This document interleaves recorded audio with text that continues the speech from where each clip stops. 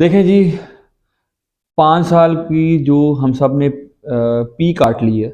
اس کا آج آخری جمعہ تھا، اور اس کے بعد اگلا جمعہ آئے گا، اور 8 فروری کے الیکشن ہونے کے بعد ہم سب اللہ کے بارگاہ میں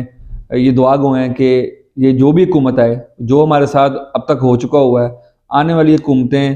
اور جن لوگوں کو ہم چوز کریں گے وہ لوگ ہوں جو ریل میں عوام کے نمائندے ہوں۔ اور اس وقت جتنی مشکل یہ پچھلے 2 سالوں میں ہم سب نے برداشت کی ہے، اور اگر آپ یہ مشکل دوبارہ برداشت نہیں کرنا چاہتے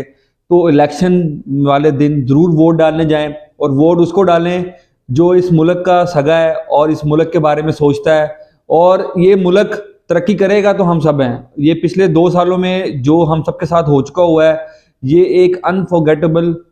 میموریز تھی، اور ہم یہ چاہیں گے، ساری قوم یہ چاہے گی، سب لوگ یہ چاہیں گے کہ یہ دوبارہ نہ ہو۔ تو آپ سب لوگوں نے بھی ووٹ ڈالنے جانا ہے، جس کو مرضی ووٹ ڈالیں، لیکن آپ نے ووٹ ضرور ڈالنے جانا ہے، اور